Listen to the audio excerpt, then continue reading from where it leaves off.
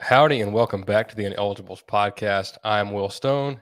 He's Chase Caldwell, and your fighting Texas Aggie baseball team has climbed their way back into the College World Series after a Whoop. tough loss. A tough loss last was that Friday? Last Friday to kick off the World Series. Yeah. I think it was a 13-8 loss to Oklahoma. Got down early. Starting pitcher couldn't get out of the second inning. But then, the sports god smiled upon us and said, "Hey, we're going to pitch you against your most hated rival of all time and give you a Outside chance of to South send." Carolina. Yeah, of course, Mhm. outside of South Carolina, and give you a chance to send them home and end their season. And that's exactly what happened. On Sunday, 10-2 victory over the Texas Longhorns. And I'll say this, like, as much smack as they talk about their football team, Texas is a legit baseball blue blood. Like, they have the baseball Oh yeah, history. they've always had it.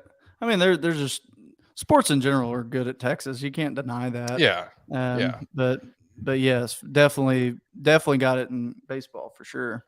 And that broke a streak. The last time we won a game in the College World Series was the year that I was born in '93. So it'd been a while, and Yep. so of course that was sweet to send them home and and get that first World Series dub, and move on and play Notre Dame today or yesterday, which is probably when most folks will listen to this. Um, and I think coming into the weekend, A&M had two World Series wins their entire existence, and Schloss Nickel has two in the last 3 days. So that just speaks to where this program is at right now, where it's headed. Um, Big tip of the cap to Nathan Detmer. He was that pitcher on Friday that struggled against OU, and he only threw 40 pitches. And Schloss comes right back to him today, and he pitched the game of his season. Like, he was outstanding. Went 7 innings, 3 hits, no runs, no walks, just dominating stuff from Detmer.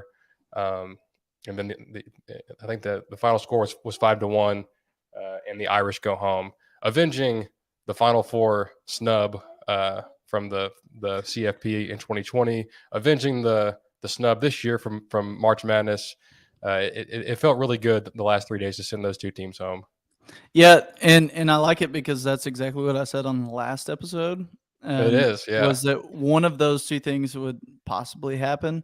They've now both happened, and I knew like it was high stakes because it was either going to happen or it wasn't, and either way, we were going to have bragging rights or we were going to have to deal with braggers. So one of the two.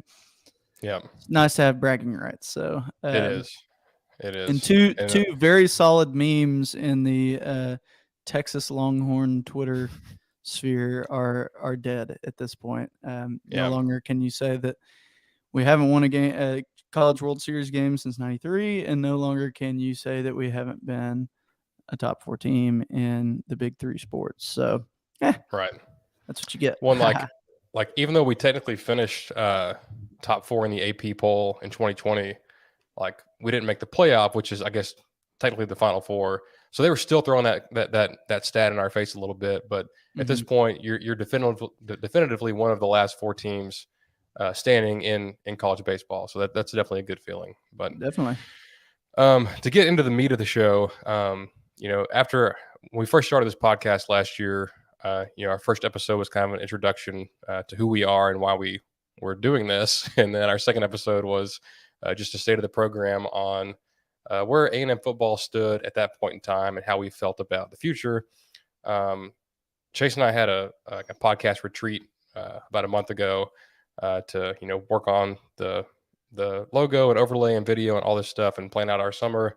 On the way back from that, when I was driving home, I listened to that episode just to kind of see what we said a year ago and how things are different today. But I guess, Chase, just right off the bat, is there like like overall today versus this time 1 year ago? Are you more positive? Are you less optimistic? Are you about the same, or is there any difference? It's hard to say because I'd probably say I'm about the same because I was very excited last year. I mean, that spurned the start of this podcast was because we were so amped about the season. Right. Um, I think I don't know. It's hard to say. I think I would probably go same. I'm more excited in some ways, but I think I'm more of like some of the concerns that I had last year are still some of my concerns this year. For instance, the quarterbacks. Last year it was like we've got several guys that are good, but they're unproven, and what's going to end up happening? Well, then that ended up struggling. Same deal. We've got a really, really deep room, but they're unproven. Now, if I were to compare our room this year to our room last year, which one am I more excited about? Definitely this year. So Right. it's kind of hard to say. Like I have the same thought processes as I did a year ago, but if I had to compare my excitement level from a year ago, I'd probably be more excited, um, just because there's more to. I don't know. It's different. Every team's always going to be different year to year, but um,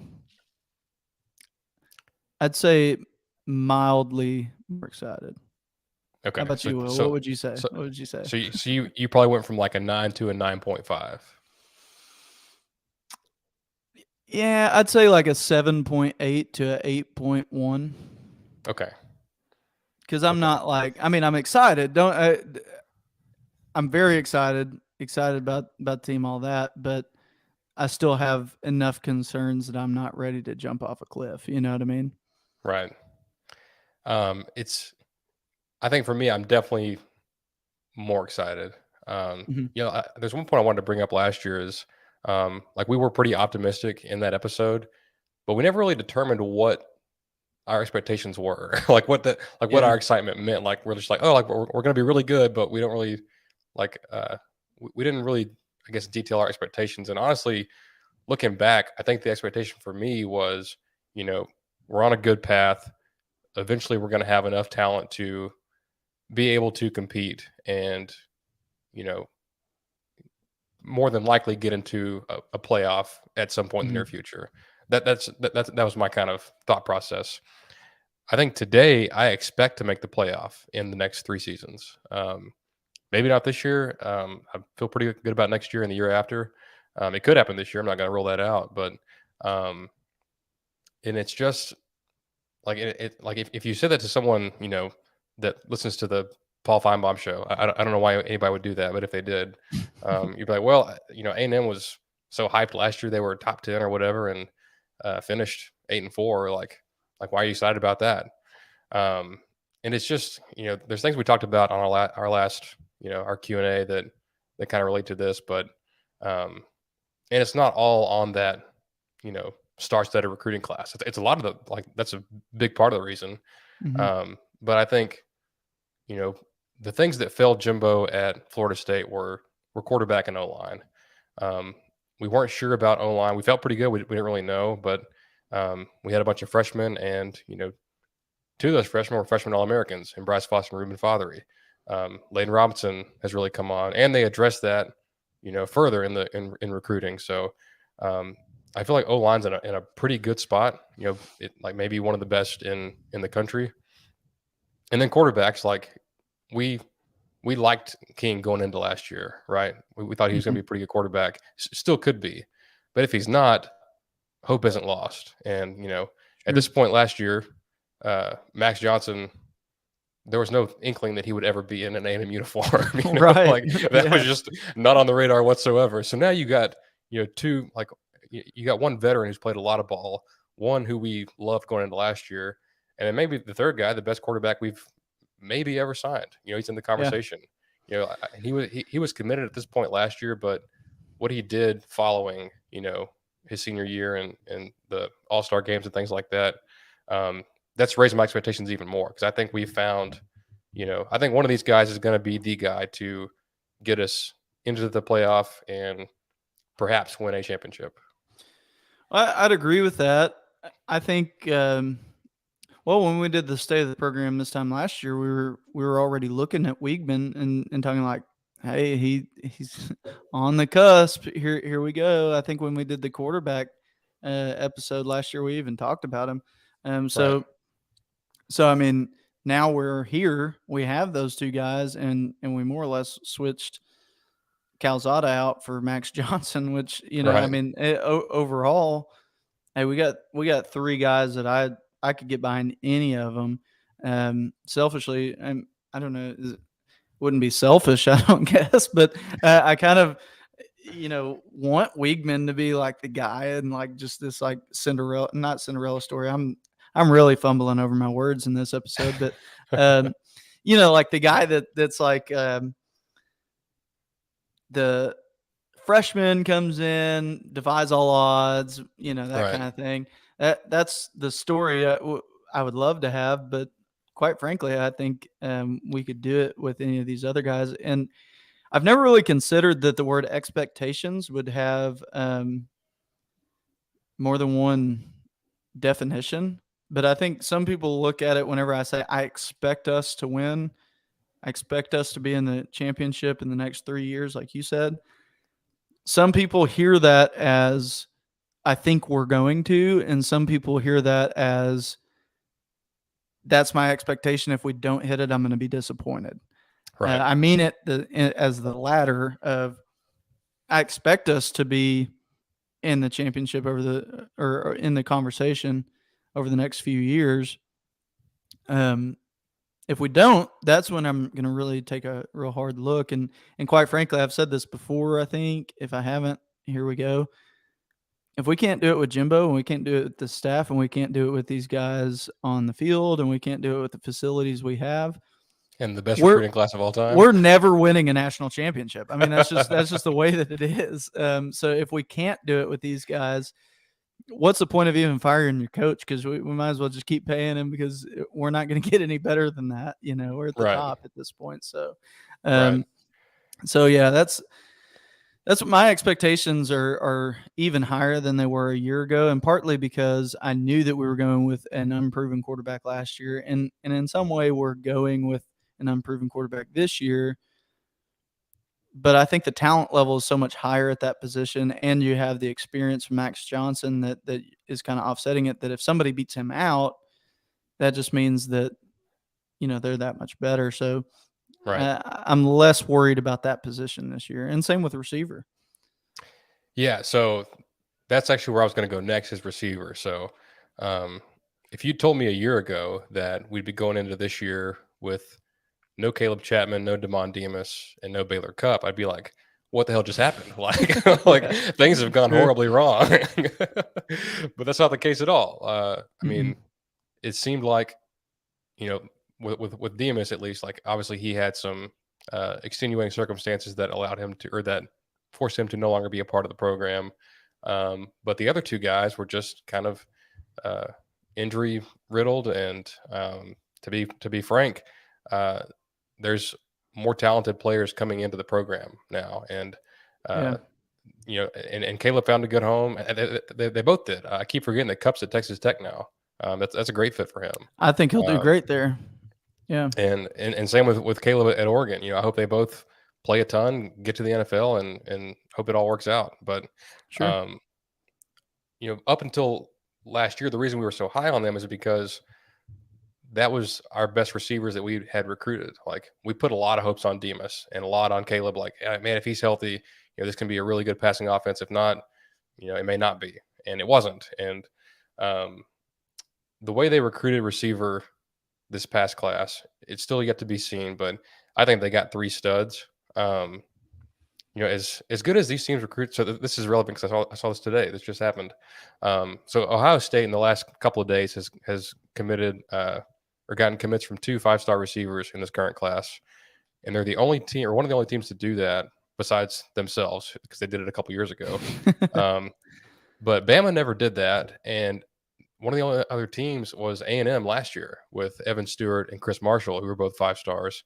Mhm. And don't forget about Noah Thomas, who both of us love. So, Yeah, um, and then you still have guys like you still have Yul Keith Brown and Moose Muhammad, and obviously Anai Smith's still here for this year. But um, the way they've addressed that position with, you know, elite talent and speed, and how it looks that they're starting to recruit that position in the coming years, mhm. um, that's a big positive for this program because I was sitting there last year. I was like, Bama's got all these guys, and so does Ohio State, and even Georgia's got them, and we've got Chapman and Demas, and we really need them to be good because we don't have a lot of outside threats. And I think remains to be seen, but I think those days are going to be behind us after this year.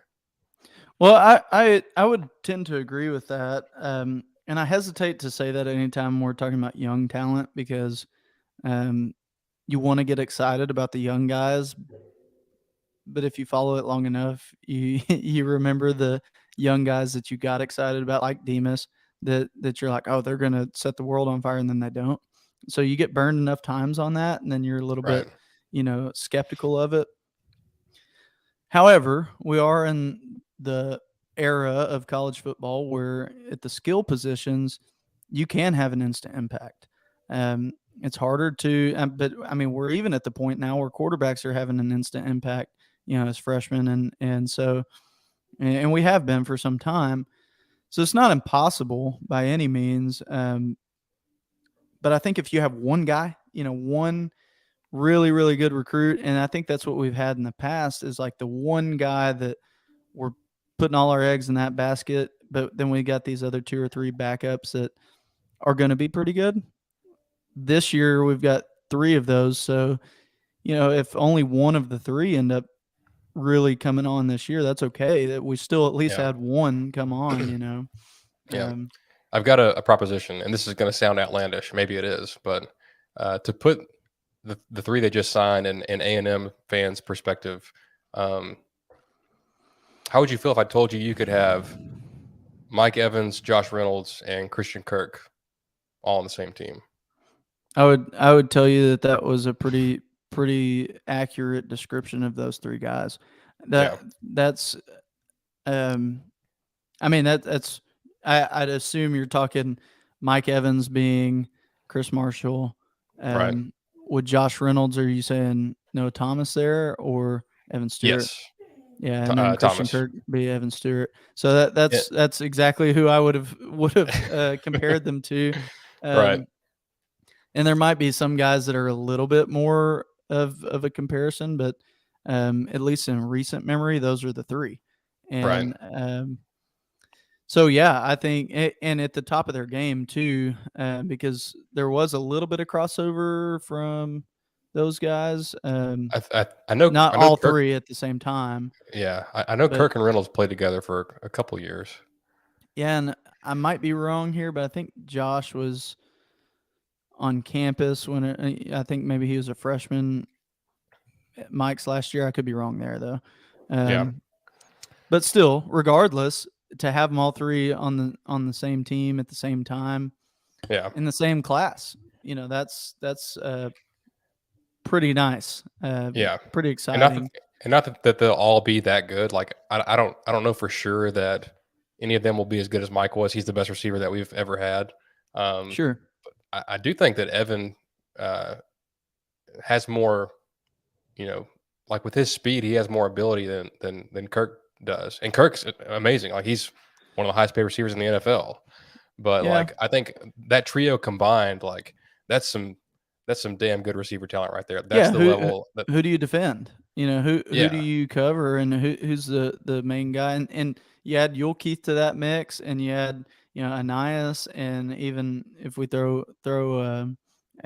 A Chain out there as a receiver, you got several guys out there that who are you going to cover, and that's just the yeah, way it goes. And so I think that's what has me most excited about at least our offense is that for the first time, I really feel like our receivers can actually get it done yeah, since Jimbo's been here.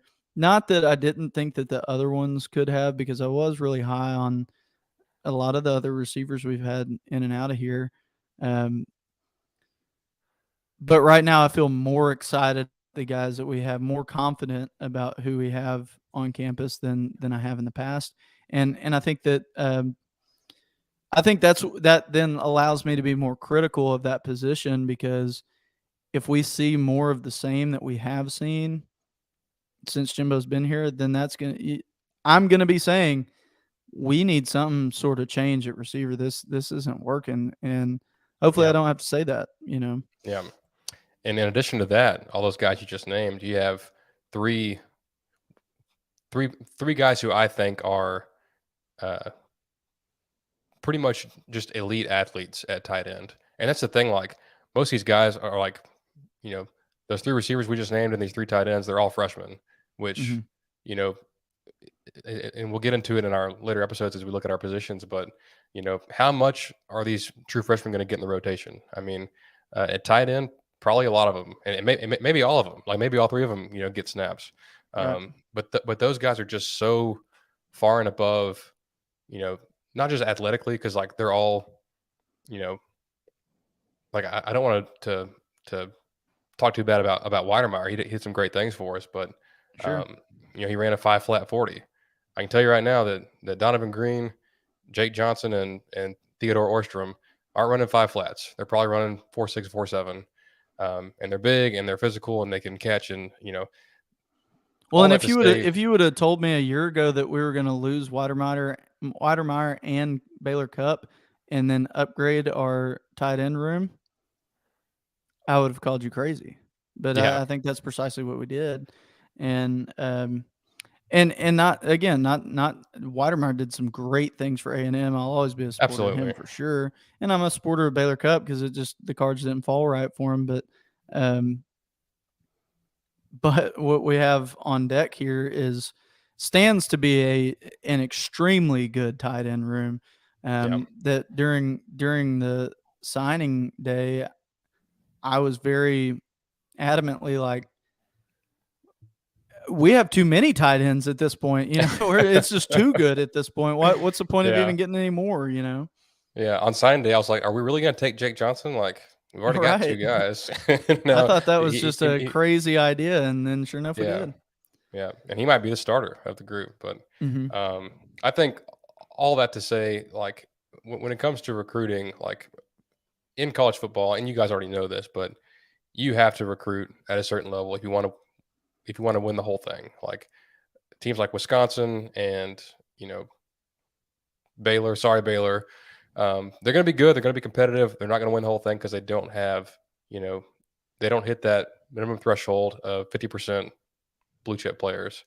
A&M does. A&M has for a little while, but it's not just that. It's the level of athlete they're bringing in. Like they're Hmm. bringing in speed, they're bringing in size, they're bringing in just overall athleticism. Like this 2022 class, we talked about it for 2 hours on our breakdown of the whole class, and there's just so many elite athletes that it took us 2 hours to talk about them all because they're Yeah, all it did. so dang athletic, and they're starting to replicate that some in the 23 class. I think their overall approach has shifted from like we're going to get these players like we think they're pretty good, like they're going to be good players, to we're going to go out and sign the best athletes in the country at every position as much as we can, and Yeah. um, and when it comes to the blue chip ratio, I think in 2020 we were at 50%. This time last year, going into the last season, we were at 60%. I believe we're at 69% today, which is very Nice. nice. But the ratio for the last class alone was 90%. Like we only signed three-star players and one was a kicker. So, and in the current class, we have one 3-star committed and he's a punter. So, if that's any indication, like pretty soon the overall talent level is going to be, on the same level of an Ohio State or a Georgia or an Alabama. Yeah. And when you look at it from the standpoint of what classes are we replacing, you know, what was the blue chip ratio there? It might have been 55%, and we replace it with another class that's at 90%. I mean, that's a really big upgrade. Yeah, 9% difference might not sound like that much, but it's huge. If you do it again and you're in the 70s, I mean, good Lord. There's yeah, no that's where those expectations are coming from. It's not that we've got these maroon colored glasses on and we think A&M can do no wrong, because I mean, we still got to see them coached the way that they need to be. But again, it goes back to, we've got some of the best coaches that we've ever had. We've got definitely the best players that we've ever had on paper. We're All the pieces are in place now. If we can't get it done with this group, we ain't getting it done with nobody. You might as well just go ahead and assume that we're going to go another 100 years without a national championship because it's just not coming. But Yeah. So in last year's episode, there were two factors that we brought up uh, as negatives, as things that we thought could hold this program back from reaching that next level. Um, and I think one of them for sure I feel way different about, and that was I think Saban had just signed an extension to go through like 2029 or something like that. mhm. Um, if you ask me today, he doesn't fulfill that. I don't believe so. He very well may. I don't know, but Yeah. um, this time last year I was like, man, he's going to coach forever, and now today I'm like, he's maybe got 2-3 years left in him. You know, are you on the same wavelength there? You think he's going to be here for a while? I mean, I think if he is here for a while, he's not here at the level that he has been. I Yeah, think he that's really showed some colors with this whole NIL deal that makes it seem like he's not as methodical. If you listen to all the people that really knew him, all the national talking heads, a lot of their points about the whole thing is this is very out of character for Saban. This is, most of what he does is very calculated. This was very uncalculated, very out of character. Well, that to me is kind of a little more about are you kind of going downhill? Are you not advancing with modern college football like you right. should? And I could be dead wrong on that, but he's less of a threat to me going into this year as he has been in the past. Um, Not saying that Alabama won't be fantastic because they will, and I think Yeah, if he does coach for 5, 10 more years, he'll still be very, very good and field some really good teams, and they'll always be a very challenging opponent. But I think the moat that was created around Alabama football has diminished and diminished quite a bit, yeah, and so then that makes it look to me as if, well, hey, they're I think us beating them this year, us beating them on the recruiting trail, us, like the whole squabble that happened between him and Jimbo, all that is just kind of making them more and more um, mortal, and they're yeah. less immortal, and that's a good thing. That just means that they're.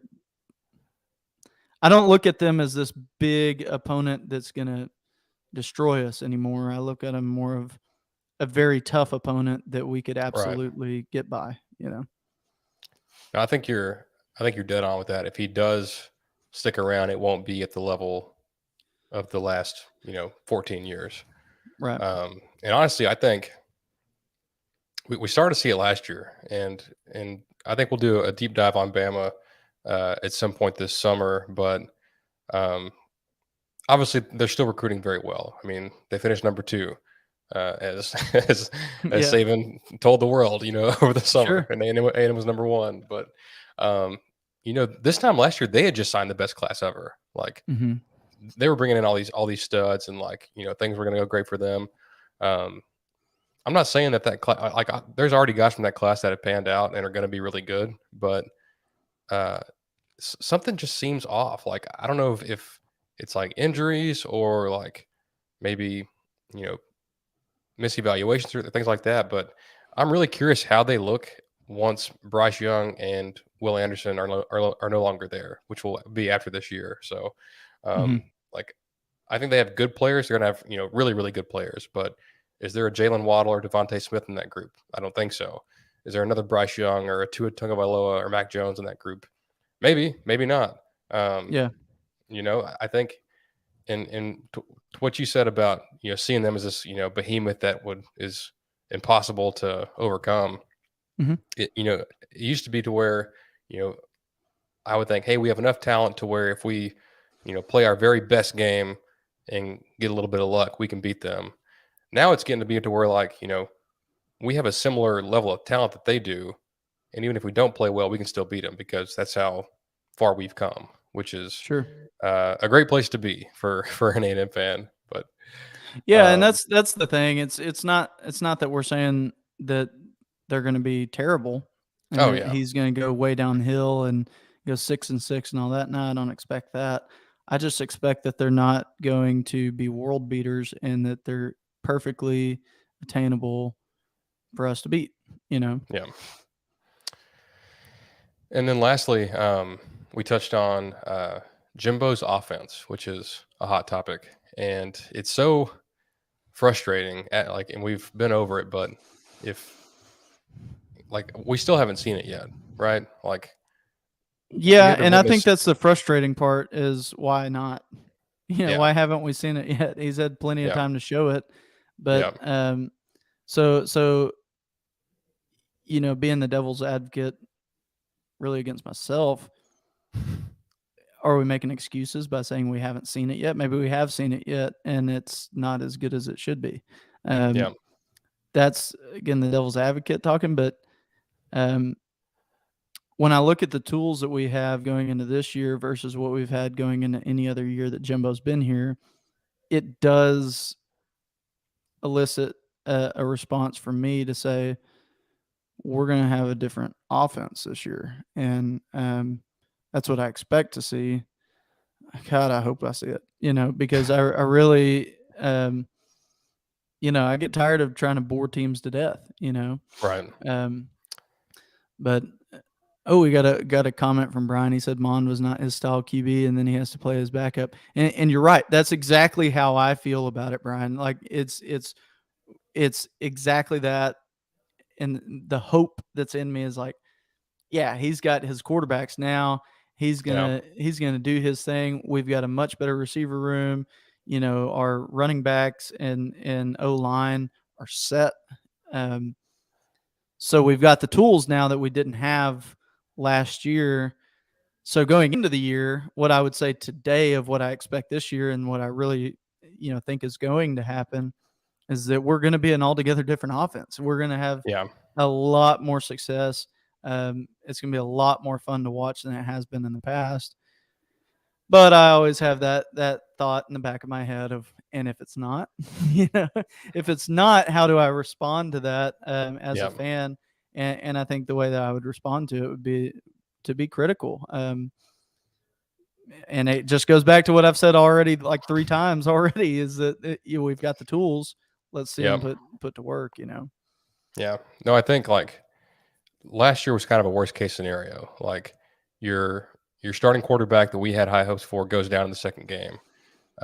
Hez Jones plays 0 snaps last year. Caleb Chapman, he played in like 2 games last year. Hmm. Couldn't stay healthy.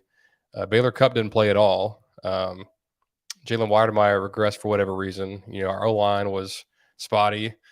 Um, I think I'm still willing to give Jimbo one more year to show us what this offense can do, because Sure. I think unless there's just a historic amount of injuries and like half the team gets hurt, there's not going to be any excuse. Like if the offense is still mediocre and slow after like this season, then there's a conversation that needs to be happening with like what can we do to remedy this. And Yeah. there may not be anything you can do because Jimbo, like, he's the guy. It falls on him. This is his offense. This is his baby. Like, Hmm. he's not going to give up play calling. He's not going to change.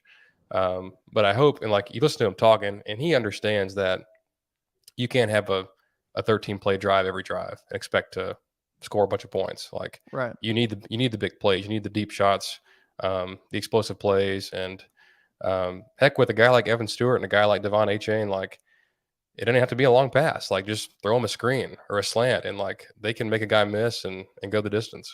Well, I think that was the problem last year, is just what we said earlier of you had in these different classes, you had the one guy that you really had high hopes on, and then you had a couple other guys that you were real big on, but they had yet to prove it. If you looked at them on paper, there's all these other guys that were better than them, that kind of thing. And so like you take King last year, he gets hurt. You take Chapman last year, he gets hurt. Demas couldn't figure out what was going on for some reason. Um, Baylor Cup gets hurt. We all our guys that we really were high on, we only have one, And whenever they don't pan out, that doesn't work. Well, then now whenever we've got three quarterbacks that are all as equally as good as the other, and we tried to kind of say that a little bit last year. We were big on Calzada, just that yeah he can do some things. But in the back of my head, I'm like, Calzada's not a Jimbo quarterback. He's not going to perform the way he needs to. He's just going to be another Kellen Mond. And I think in some ways he was. He really impressed me. He did some really good things for our school.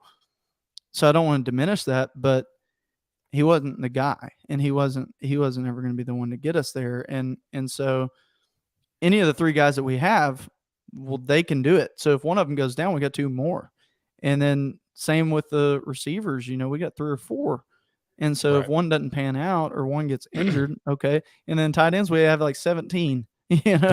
And if one of them get hurt, well, then that Somebody's just going to means the step other up. ones, yeah. If we have bad tight end play this year, I don't know what I'll do because it's like Yeah. these guys, there's no excuse for it whatsoever. Um, Yeah. and we've got an O line that's meshed for the most part. Um, we've still got really good running backs, which is what we had going into last year. So a lot of the question marks, mainly on offense, we still have question marks.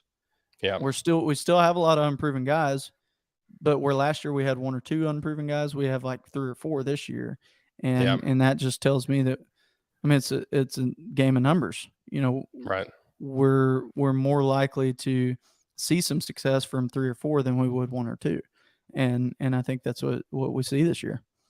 Yeah. No, I'm with you on that. And I guess last little note I'll put in there is that I just kind of thought of is uh, Coach Adazio on the O line. Like Mm-hmm.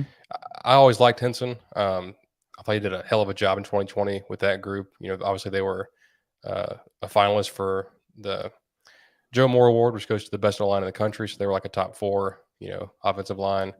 Um, Pretty good recruiter, and things like that. But it seems like Jimbo went out and got a guy that really meshes with his philosophy. Like, Mm-hmm. if you tell me, look at this team and ask me, what are they going to do well this year? This team is going to run the ever loving hell out of the football this year. I can guarantee you that.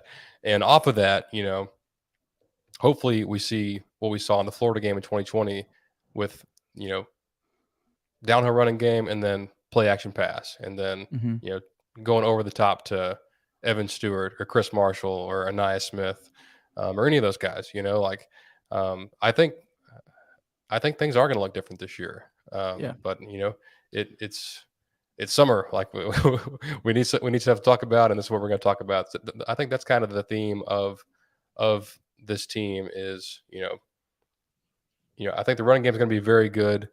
How fast do these freshman skill players and one of the quarterbacks, you know, come up come up to speed and really start clicking? Because then you could see, you know the offense you saw at Florida State in 2013, where they broke all kinds of records and won a championship. Yeah. I'd love to see it. Oh, I would too.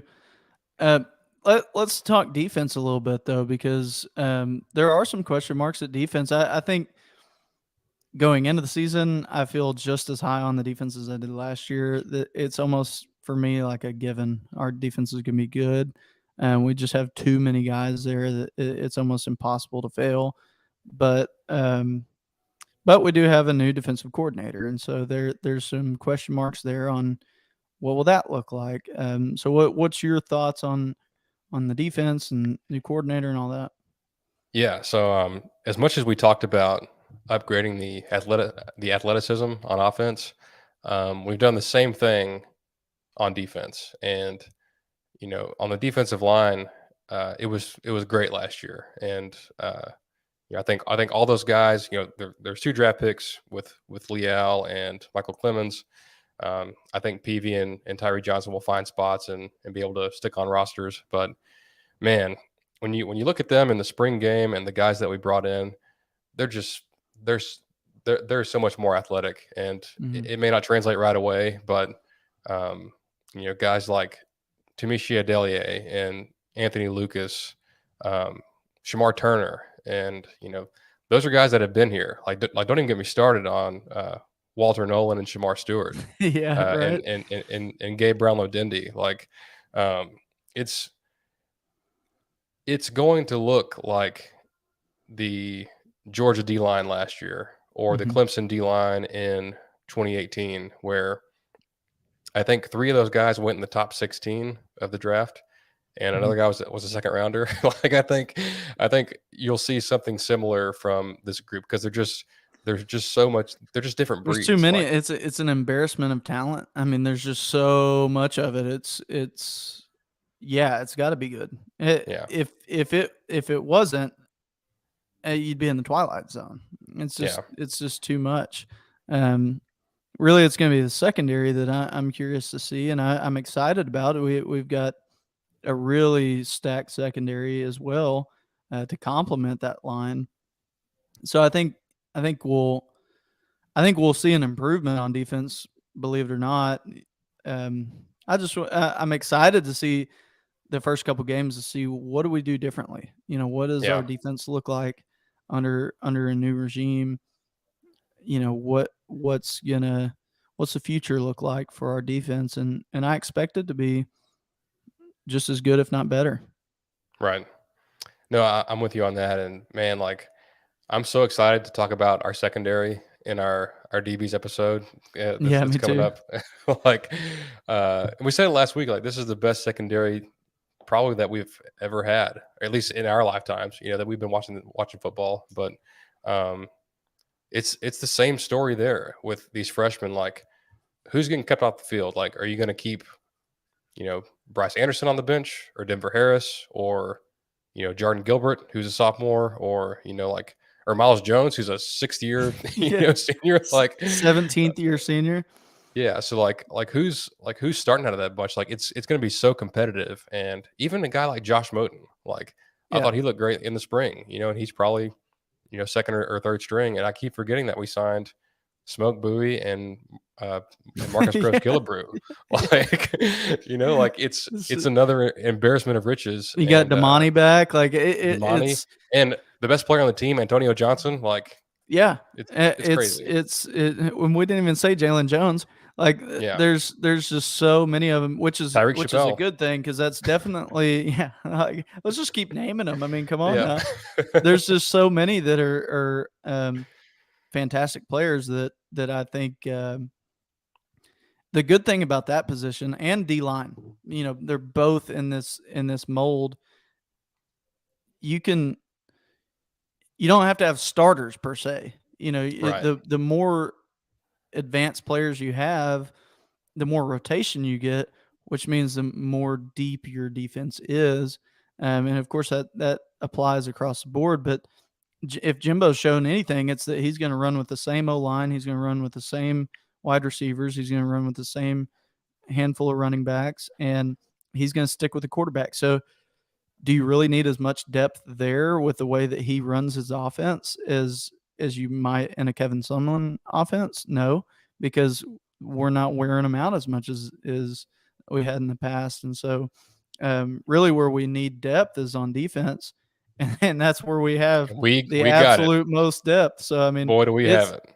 it's deep too. I mean, Yeah. it's deep, deep. So, um, And same story with those young guys is speed and athleticism. Like, mhm. all those guys can run, all those guys can cover. Like, you're not going to have like, oh, this is our in the box safety. Like, this is our, Right. like none of those guys are getting burnt. And in this, if you want to be, compete with the best of the best, you have to have good secondary because, if you want to win a championship, you're either going to have to play Ohio State, who has the best receivers in the country, or play a team that beat them, who probably has good receivers as well, which is, Right. Right. an Alabama or a USC. If you look what they've been doing at receiver, um, and Georgia's got guys too. So um, that's probably impressed me the most because for so long we were so underwhelming at that position, and the turnaround that we've had and where it's going in the future, it's incredibly exciting. So. Um, and DJ Durkin, comes in with Oko leaving. Um, you laughing at Lante's comment? Yeah.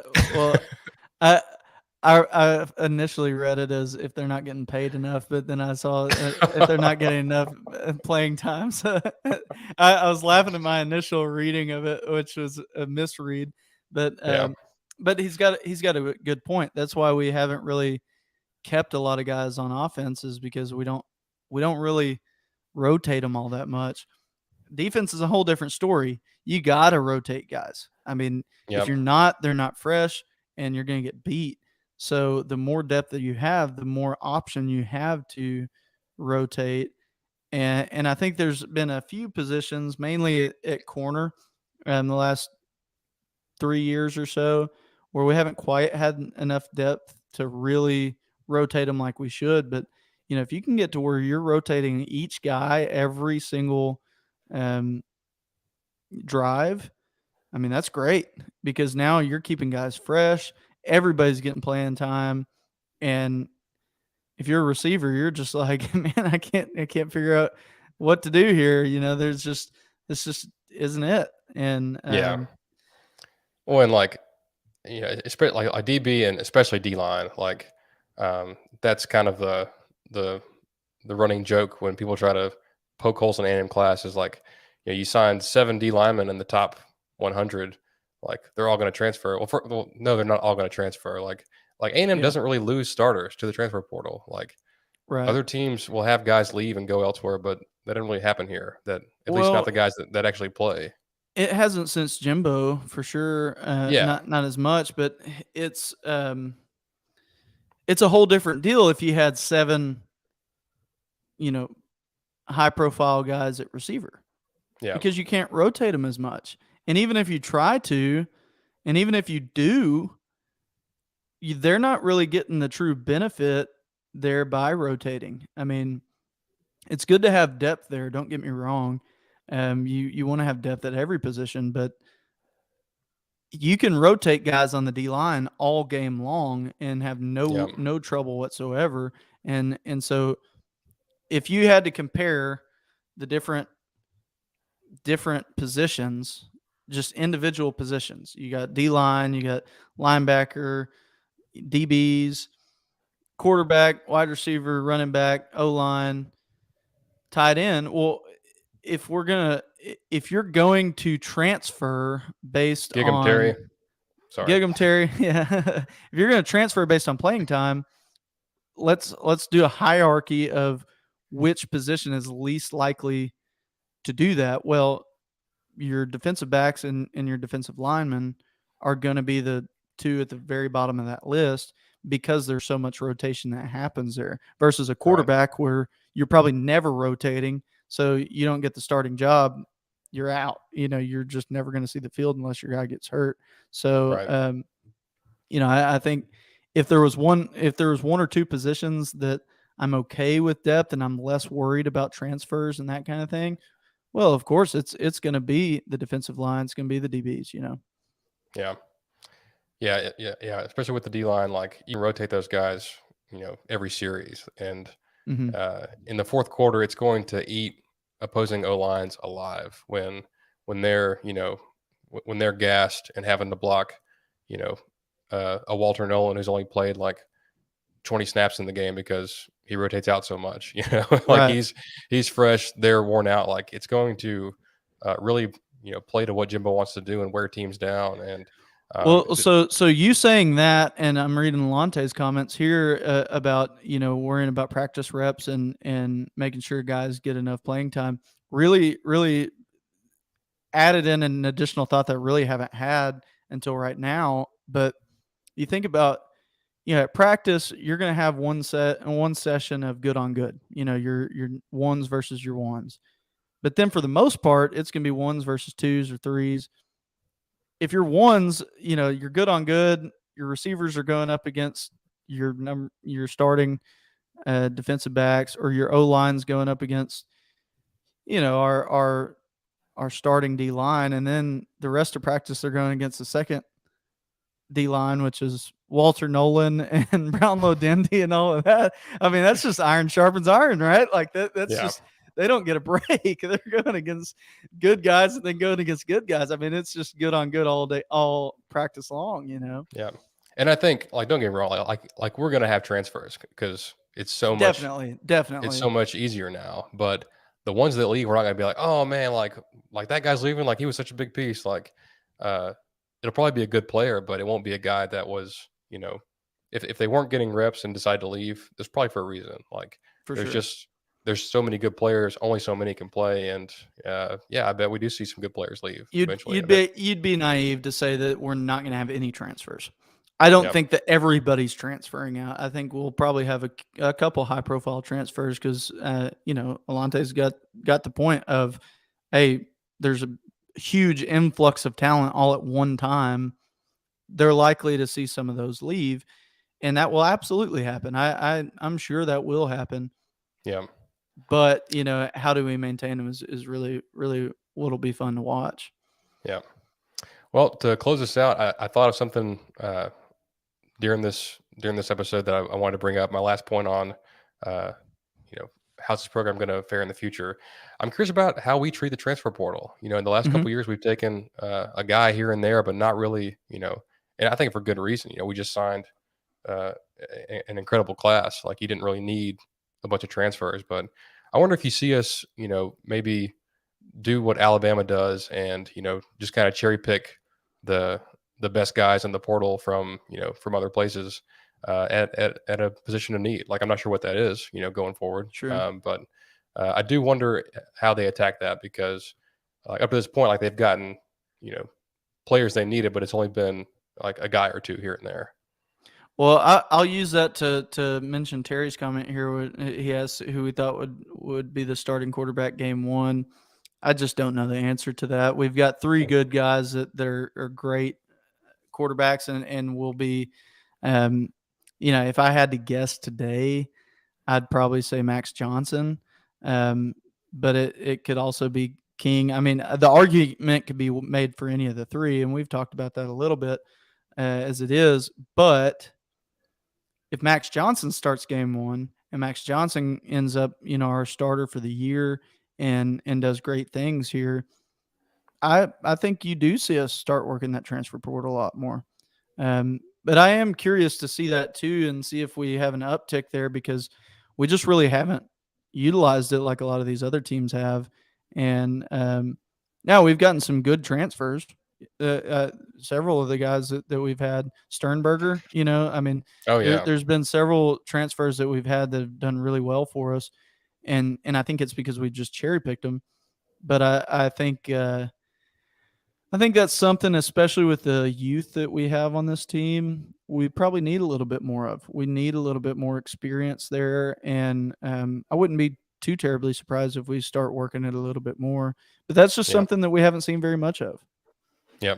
That's right. And I think in today's world, like you don't have to build your whole team that way, but I think it'd be nice to, like, I think Bama does it best, obviously, because it's Bama. Like they just went and cherry picked the top three players in the portal, and now they're restocked again. But Yeah, it's just something to keep an eye on, going forward. But for sure. in terms of quarterback, as it so happens, we're kicking off our position breakdowns starting with quarterback next week. So if you're tuned into this and you're curious, our in-depth thoughts on the quarterbacks. That's going to be our next. Well, there's something coming out Thursday that was recorded a long time ago, but our The next lost our next tapes. yeah our next fresh episode will be next week, and it will be on the quarterback. So tune in for that. And we're working on trying to make it a little bit more of a regular schedule to where we can be like, hey, we're going to go live on Tuesdays at 6:30 or something like that. Yeah, Um, bear with us as we figure this out. This is still a new thing. This is only our second live that we've ever done. yeah, So it, I can say for me personally, I really enjoy it. It's a lot of fun being able to like directly reply to people. yeah. We But got YouTube viewers. How about that? Yeah, we do, we do. So finally got YouTube figured out. We've been trying to do that for a while now, and hopefully it just it gets better and better. We're trying to make the content just improve each week. So Yeah, thank you all for joining us, especially you guys that are with us live. Thanks for y'all's questions. We love it. This is why we do it. It's fun. Yes, sir. So we appreciate the engagement. Absolutely. And with that, we'll let y'all get back to it. Beat the hell out of Oklahoma. Hopefully times 2 here in the next few weeks. Hopefully next time we sit down, we're talking about. You got the helmet? There it is. Yeah, I Oh, mean, nice. I don't have Very baseball nice. helmets, but it's the closest thing I Hey, got. that works. Hell yeah, that works. Hopefully when we sit down next time, we're talking about the College World Series and A&M being in the final. So Let's hope so. until then, y'all take it easy, and we'll talk to you next week.